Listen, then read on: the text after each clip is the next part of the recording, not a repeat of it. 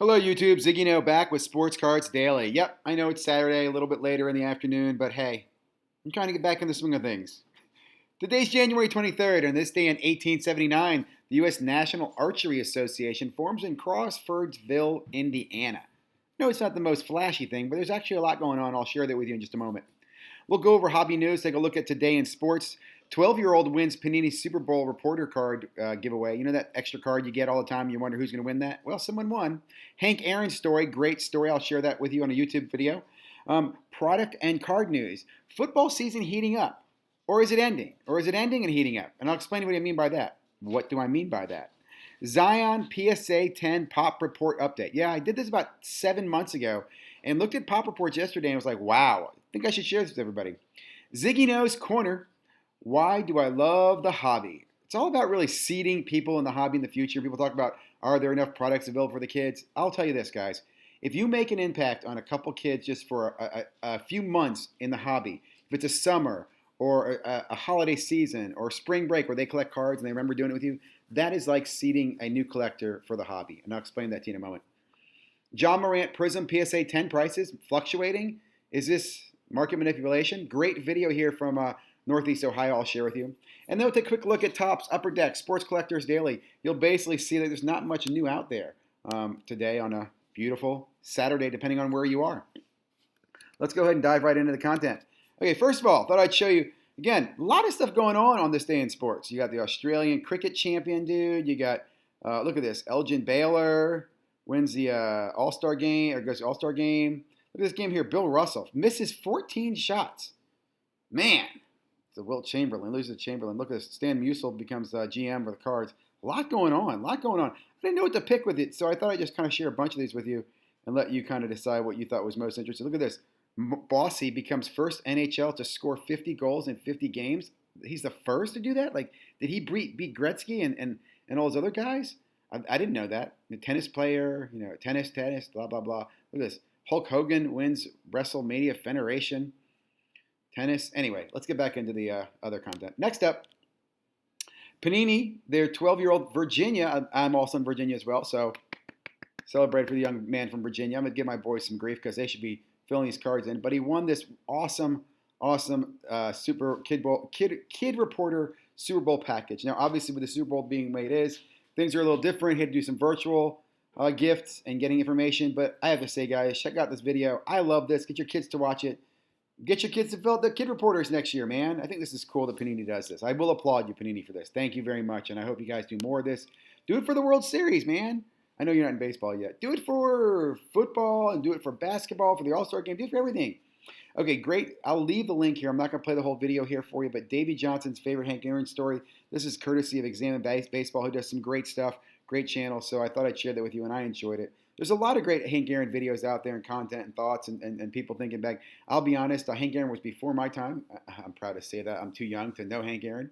But I know Hank Aaron. I know the legacy and the importance, and it's just amazing looking back and hearing stories. And I remember Bonds. But anyway, moving on. Next up, Pop Reports. Check this out. I did this video back in May of 2020, okay? And here you have, and I know it's hard to see this, but this is Zion Williams. There were 6,372 total graded, and 3,856 were 10s, 2,200 were 9s. Again, this is 7 months ago. Now, look at PSA report as of yesterday. Zion Williamson, 27,000 total, 14,000 10s, 11,000 9s. Let me just show you this, guys. There was 3,800 10s. Now there are 14,000 10s. There were 3,800 10s. Now there are 14,000 10s. I'm sorry, 11s, 9s, 11,000. This is ridiculous, dude. There were 6,300 total cards graded back 7 months ago. And there are, wow, almost twice that much that are 9s and below. I don't know. I'm going to do another video on this later on, talking about Pop Reports and the importance of Pop Reports. I mean, this is a different card. It's a base card. Obviously, there's going to be a lot of these that are going to be great. If you look at some of these other ones, look at these low Pop Reports on the Pop. The ball in hand, the one-handed, the variation. Very, very good card. Look at that. Only less than 442 10s. So there are some very low pop count cards. Look at the Tiger Stripe. 110. 18 nines. Man, only 110. Look at those beautiful cards. Anyway, sorry. Check out Pop Report later on. Next video up, Ja Morant market manipulation. Is someone trying to pump up these numbers?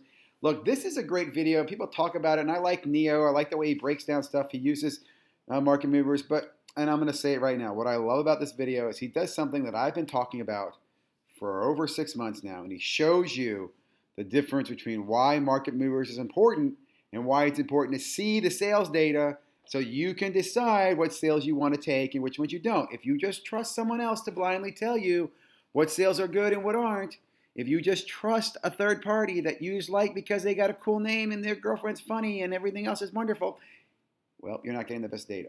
So I'm going to leave it at that. But check out this video. He does an excellent job, again, showing you a potential market manipulation where some of these cards were going for $1,000, $1,100 when you get one for $800, right? We talked about this before. Why are cards going for auctions at $1,100 when you can get an auction or buy it nows at $800? So check this out. Great video, great insight there.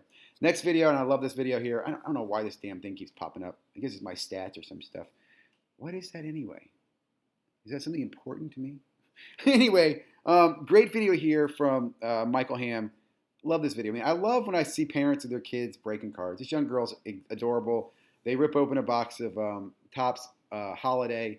I love her enthusiasm. I love, she talks about the shiny cards. Like, all I can say, and I said this earlier, you spend a few videos, few months, weeks with your children or friends of yours or kids that are in the hobby, just see it. They are going to remember that the rest of her life. It might be 15 years from now and she starts getting into cards, or she has a boyfriend who's into cards, or she becomes big into cards because she's been collecting the last 15 years. You never know.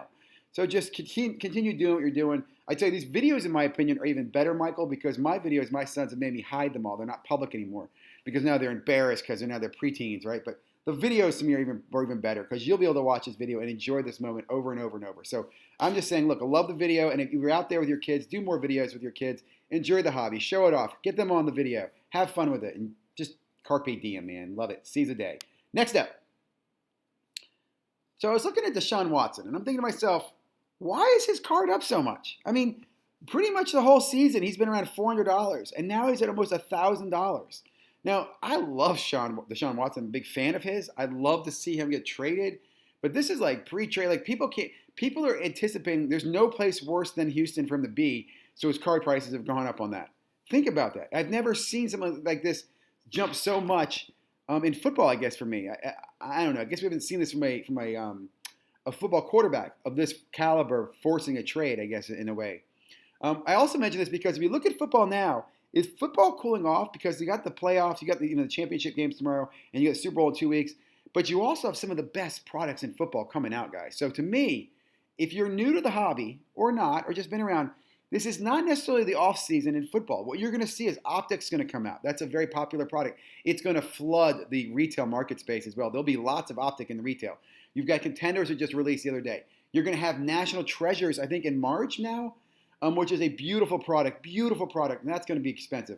And football normally drags, and it'll be interesting because I know the seasons are different, but it'll be interesting. It normally overlaps where the draft is in April, so you normally have some flawless like that coming out then. So we will see what happens, but to me, the true off-season for football really is the summer. If you're looking to buy cards, in my opinion, these next few months are still going to be fun in football. Deshaun Watson, I don't know what to say. I'm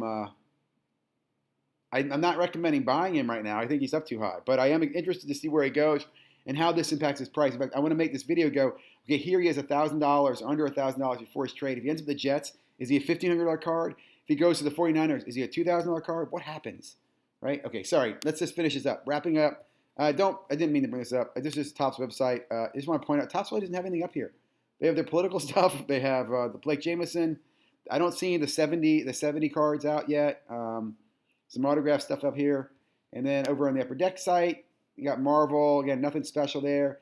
And then on Sports Collectors Daily, or where was that? I think I lost it. Anyway, there's nothing new there. And then I was looking through some of my subscriptions. Nothing super exciting recently. Some great content out there, don't get me wrong. I'm just not going to be reporting on every little nook and cranny right now. Just kind of highlighting the gems, the rocks, the superstars, or something that I think is valuable and worth taking away. So a lot going on. Hope you are doing well. Hope you enjoyed this day of Sports Cards Daily. Keep an eye on those John Morant prices. Share the hobby with your friends, your young ones, your family. Remember the kids out there. Shout out to Hank Aaron. Keep an eye on PSA reports. Thank you very much. If you haven't already, please subscribe.